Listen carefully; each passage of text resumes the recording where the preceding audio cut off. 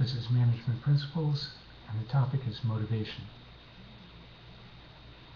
Some of the earliest work on the topic of motivation is still some of the best.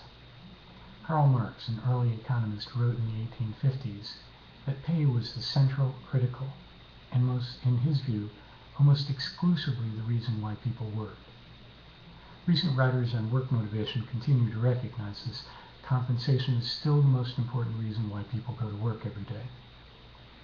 Max Weber, who wrote The Protestant Work Ethic and the Spirit of Capitalism in the early 1900s, suggested that it was culture that inspired a work ethic.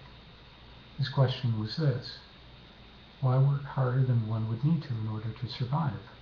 Comfortably, perhaps, but why put in more work than would be needed to meet one's own needs and that of his or her own family? The discussion about work motivation was characterized in terms of ethics until the 1950s, when Abraham Maslow spoke about a hierarchy of needs: physiological, safety, belongingness, esteem, and self-actualization. While most people focus on the hierarchical aspect of this, Maslow himself recognized that there was some flex and overlap, especially in the upper tiers, but held that lower order needs had to be satisfied before higher order needs could be. While Maslow is widely quoted, there are some methodological difficulties with the way he proposed his theories, and so researchers tend to go to another theorist, Clayton Alderfer, who reduced these 5 tiers to 3: existence, relatedness, and growth, and said they were not necessarily hierarchical. Importantly, he constructed them so they could be tested, and using a relatively small sample of bank employees, demonstrated them. And another set of needs was proposed by David McClelland, who spoke in terms of a need for achievement, affiliation, and power, of which 2 of the 3 overlap with Maslow's and Alderfer's work.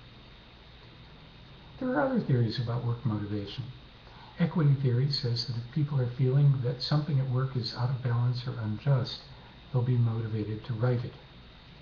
Expectancy theory relates people's ability to perform tasks with the rewards they expect to receive for their work. Goal theory is similar, except that it adds a planning element to this. Expectancy entails a work-reward connection. Goal setting can involve multiple steps: skill acquisition and development, testing, practice, and so forth.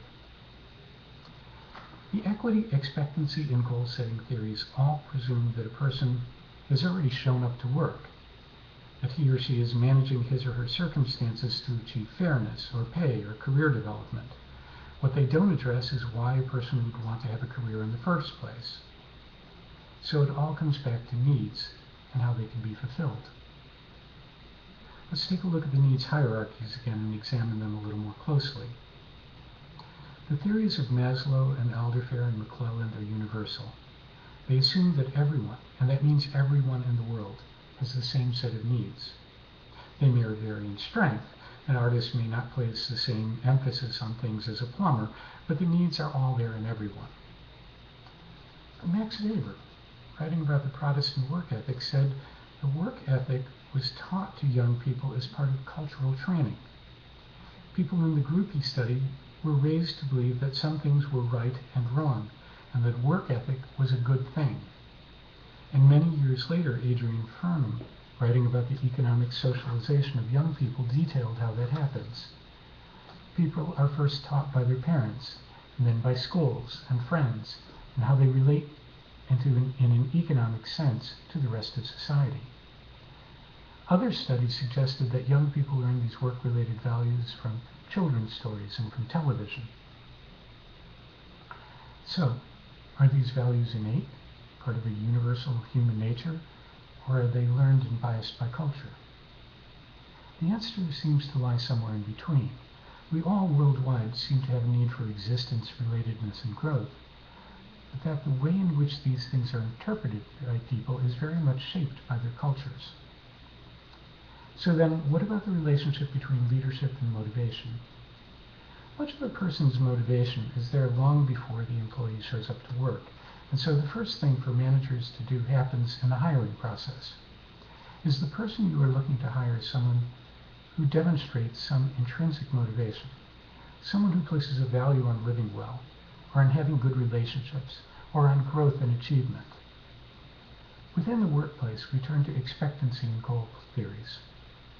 How do we match the person to the organization and the job? A manager who is working in a stable environment may need someone with focus, dedication, endurance, specialized skills. The leader whose environment is more turbulent may need somebody who is cooperative and flexible and with a broad skill base. What Karl Marx had to say about pay is still true. It is consistently the first thing on the list when people rank the reasons why they select a particular job, and it shows up at the first tier on Maslow's and Alderfer's hierarchies. And Frederick Herzberg developed a two-factor theory of motivation that spoke about why people find satisfaction with their work. One set of factors has to do with preconditions to work. For example, pay has to be adequate and working conditions safe. Then there are motivators, things that inspire people, things like an opportunity to achieve something, to be responsible for something that the employee values, to experience personal growth. These are the tools that a leader can use to motivate his or her employees. For anybody interested in studying this further, there are a couple of studies that added some additional dimensions to the topic. One showed that as countries develop economically and have sustainable wealth, that is, they have a broad middle class and there are social safety systems in place, overall levels of work motivation decrease. Work-life balance becomes more central a concern.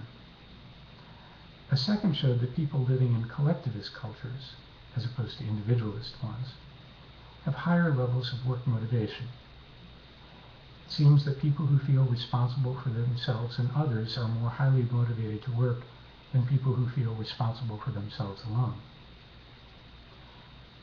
In addition to motivating employees, leadership also entails communicating with them, a topic we are going to address in the next session.